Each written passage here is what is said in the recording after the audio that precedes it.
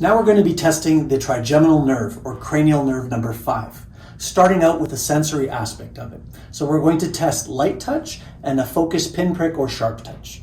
We're covering 3 zones, the ophthalmic, maxillary, and mandibular, or V1, V2, and V3 of the trigeminal nerve. So Lindsay, first off, give me your hand here for a second. Can you feel this? Mm-hmm. Okay, so that's light touch, okay?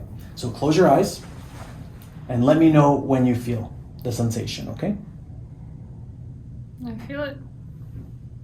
No. No. No. No. No. Good. Now you can open your eyes for a sec. So I'm going to use the back of the reflex hammer, okay? So let me have your hand again. When I poke like that, can you feel that? Mm-hmm. Okay, so that's the sharp touch sensation, okay? So close your eyes again. No. No. No. No.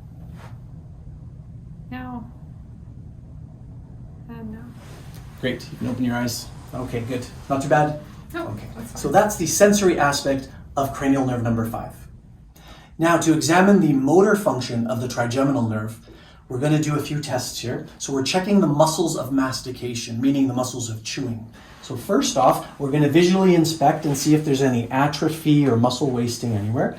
I want you to open and close your jaw a few times. Good, and a little wider.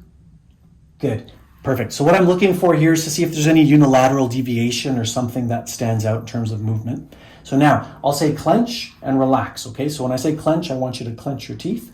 So I'm going to palpate the temporalis muscles. Now clench and relax, clench, relax. Good. So I can feel those muscle bellies constricting here. Now we're going to check the masseter. Good. Clench, relax, clench. Good, and relax. Perfect. Okay. Now we're going to test motor strength. So I want you to open your jaw slightly.